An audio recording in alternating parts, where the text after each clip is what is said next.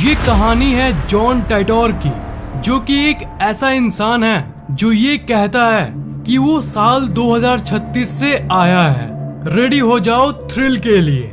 नवंबर 2, 2000 एक internet discussion forum में जहां पर लोग आपस में बात करते हैं, उसमें एक नया मेंबर ज्वाइन हुआ और उसके अकाउंट का नाम था जॉन टाइटोर और उसने ये पोस्ट किया। हेलो दोस्तों, मैं एक टाइम ट्रेवलर यानी समय यात्री हूँ और मैं साल 2036 से आया हूँ। साल 1975 में गया था एक IBM 5100 कंप्यूटर लेने, क्योंकि साल 2036 में हमारे टीम को उसकी जरूरत थी। और 1975 से 2036 वापस जाते समय मैं बीच में साल 2000 में रुक गया हूँ, क्योंकि मुझे देखना है कि पास्ट कैसा था और Y2K नाम की एक कंप्यूटर प्रॉब्लम को भी मुझे देखना था। इस मैसेज ने पूरी इंटरनेट को हिला कर रख दिया था, पर ज्यादातर लोग तो यही मानते थे कि ये कोई फेक प्रोफाइल वाला आदमी है जो सिर्फ पब्लिसिटी और फेमस होने के लिए ऐसा कर रहा है। ज्यादातर लोगों ने तो इसे सीरियसली नहीं लिया। फिर उसकी पोस्ट का रिप्लाई करते हुए बहुत लोगों ने कहा कि अगर तुम सच बोल रहे हो तो इसका कुछ प्रूफ दो हमें। और उसके बाद उसने जो भेजा उसने सबके होश उड़ा दिए। उसने उस टाइम मशीन का डिजाइन पोस्ट किया और यहाँ तक कि उस टाइम मशीन की एक्चुअल फोटोज को भी पोस्ट की। ये देखकर सभी की होश ही उड़ गए। किसी को समझ नहीं आ रहा था कि ये क्या हो रहा है। जॉन टाइटोर का ये कहना था कि वो एक आर्मी है साल 2036 में और उसके दादाजी IBM कंप्यूटर कंपनी में जॉब करते थे और इसलिए उसके कॉन्टैक्ट्स, उसकी जान पहचान IBM में थी।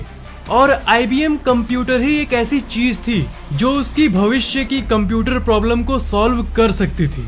इसलिए वो टाइम मशीन की मदद से वापस आया था 1975 में। आपके मन में ये सवाल आ सकता है कि अगर वो सच में फ्यूचर से आया था तो उसे तो पता ही होगा कि आगे क्या होने वाला है, तो क्या उसने किसी घटना के बारे में बताया था? जी हाँ, यही तो अजीब बात है। उसने बहुत कुछ बताया था।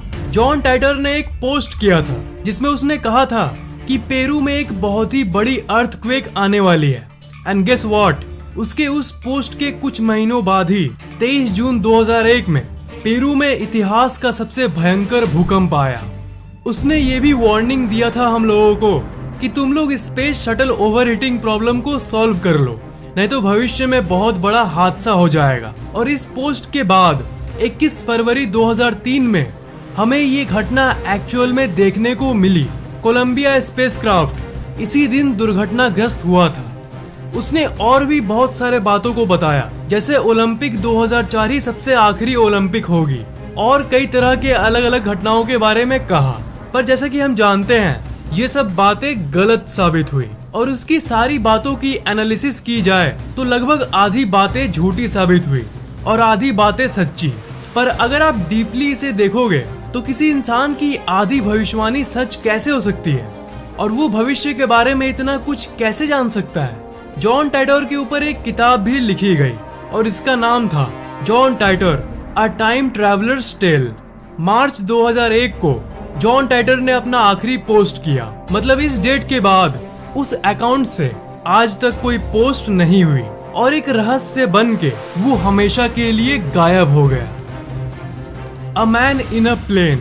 1954 में एक प्लेन जापान के एयरपोर्ट पे लैंड किया और उस एयरपोर्ट से एक नॉर्मल सा इंसान बाहर की तरफ निकल रहा था। और जैसा कि आपको पता होगा, एक जगह में बीच में पासपोर्ट चेकिंग होती है, तो वो वहाँ अपना पासपोर्ट दिखाने के लिए रुका।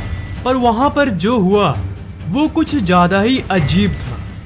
वो इंसान एक बिजनेसमैन टाइप लग रहा था और ऐसा प्रतीत हो रहा था जैसे ये अपने बिजनेस ट्रिप पर है। पर जब इसका पासपोर्ट चेक किया गया तब वो पासपोर्ट एक यूरोप की कंट्री टॉरेड की थी।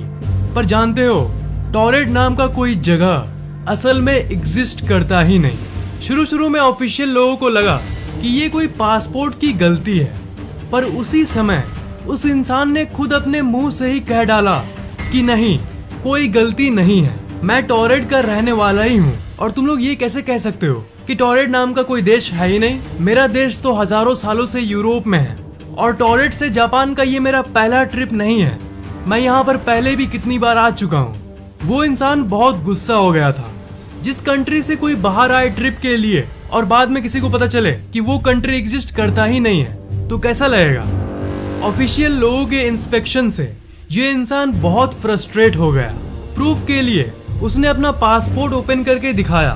पासपोर्ट पर बहुत सारे जेन्युइन सील्स लगे थे, स्टैम्प्स भी लगे हुए थे जो कि बिल्कुल जेन्युइन था। और यहाँ तक जापान का स्टैम्प भी उस पासपोर्ट पर था, जो उसके हिसाब से उसने तब लिया था जब वो यहाँ पर किसी बिजनेस रीजन के चलते आने का प्लान बना रहा था। उसके पास एक लाइसेंस भी था जिसके ऊपर कंट्री का नाम टोरेड लिखा हुआ था। फिर ऑफिशियल्स ने उसे एक मैप दिया और ये कहा कि तुम्हारा कंट्री टोरेड मैप पर कहाँ पे है, जरा बताओ तो। और उसने पॉइंट भी किया फ्रांस और स्पेन के बीच में एक छोटी सी एरिया पे। उसने ये कहा कि यहाँ पर टोरेड है, पर जैसा कि आप जानते हो मैप के इस जगह पर दो ही कंट्रीज हैं, फ्रांस और स्पेन। यहाँ टोरेड नाम का कोई भी देश नहीं है और इसलिए उस इंसान को एक सिक्योर्ड होटल रूम में भेज दिया गया। वो इंसान मान गया और ऑफिशियल्स ने उसे ये कहा कि सुबह में इंस्पेक्शन के बाद, तुम्हारी जांच के बाद हम तुम्हें छोड़ देंगे। तब उस रात के लिए उसे एक होटल रूम में भेज दिया गया फुल सिक्योरिटी के साथ। अगले दिन ऑफिशियल्स वापस उस इंसान को लेने आए। जब उन्होंने उस रूम को खोला तब उन्होंने देखा कि वो आदमी गायब था।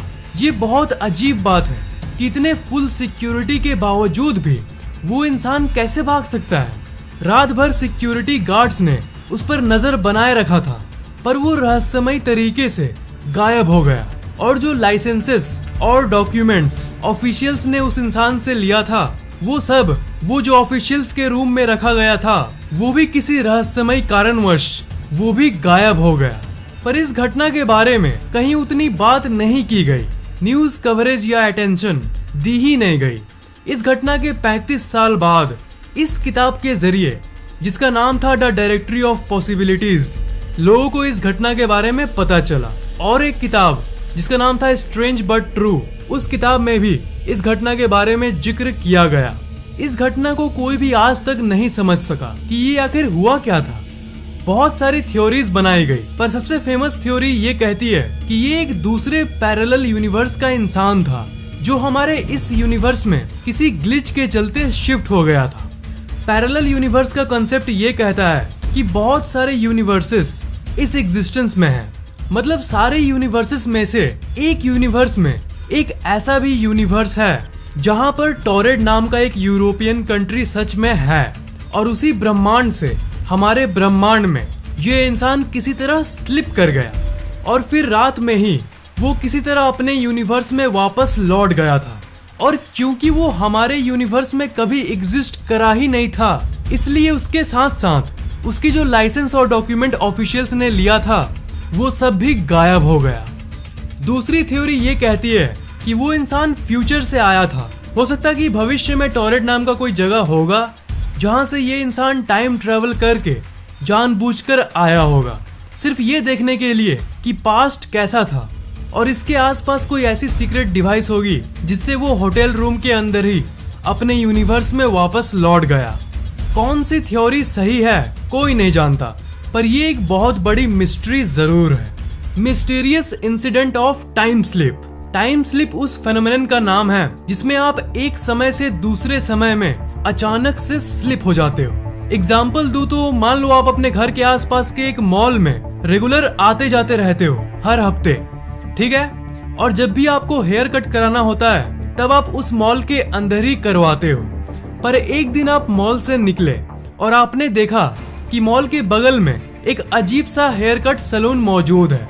आप उस सैलून में गए अपना हेयर कट करवाने, फिर आप वापस अपने घर चले गए। घर आने के बाद आपने ये देखा कि आपका हेयर कट तो बहुत अच्छा है, तो आपने ये डिसाइड किया कि अब से आप अपना हेयर कट हमेशा वहीं करवाएंगे, उस छोटी सी सैलून से, ना कि उस मॉल से। पर जब आप नेक्स्ट बार उस जगह पर गए तो आपने देखा कि कोई सैलून मौजूद ही नहीं है। और अपने आसपास के लोगों से पूछा कि यहाँ एक सैलून था ना, मैं तो कुछ दिन पहले ही यहाँ आया था। तो उन्होंने कहा कि नहीं, तो यहाँ पर तो कोई सैलून नहीं है।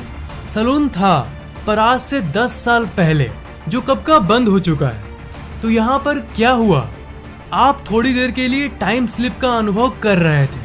मतलब 10 साल पहले वाला टाइम आप थोड़ी देर के लिए अनुभव कर पा रहे थे और 10 साल पहले वाले सैलून में आप अपना हेयर कट करवाए थे। हालांकि विज्ञान नहीं जानता कि टाइम स्लिप सच में होती है या नहीं, पर बहुत सारे लोगों ने अनुभव जरूर किया है। 2006 में सेन नाम का एक चोर लिवरपूल इंग्लैंड की एक दुकान से चोरी करके भाग रहा था और सिक्योरिटी गार्ड उसे पकड़ने की कोशिश कर रहे थे। भागते भागते अचानक से सीन की चेस्ट पर दर्द हुआ और वो बेहोशी फील करने लगा, पर उसने अपने आप को संभाल लिया।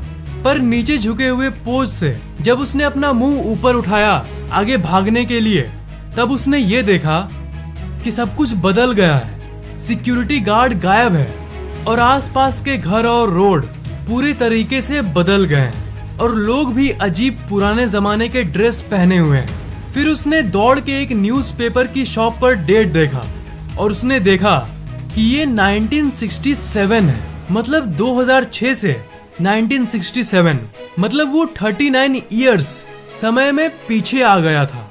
जो गार्ड उसका पीछा कर रहा था उसने ये बताया कि रोड के बीच में ही वो इंसान अचानक से गायब हो गया था जब वो उसका पीछा कर रहा था। ऐसे घटनाएं बहुत लोगों ने अनुभव किया है। तो थ्योरी ये कहती है कि वो साल 2006 से टाइम स्लिप के चलते ही 1967 में गलती से चला गया था, पर लकीली वो वहां 1967 में बेहोश हो गया था। लकीली इसलिए कहा क्योंकि जब उसको होश आया तब वो वापस 2006 में ही था। वो सिक्योरिटी गार्ड और सेन दोनों कंफ्यूज थे कि आखिर उन लोगों के साथ हुआ क्या। ये कहानियां सच है कि नहीं ये तो कोई नहीं जानता और कोई इसे कंफर्म नहीं कर पाया है, पर लोग दावा आज भी करते आए हैं। क्या आपको टाइम में पीछे और आगे जाने वाले सच्चे अनुभवों और घटनाओं के बारे में और सुनना है? इस वीडियो का एक और पार्ट लाऊं? नीचे कमेंट जरूर करना और इस वीडियो को लाइक करना बिल्कुल भी मत भूलना और शेयर जरूर कर देना। और अभी तक सब्सक्राइब नहीं किए हो तो सब्सक्राइब जरूर कर लेना और बेल आइकन को तो भूलना ही मत, उसे जरूर दबा देना।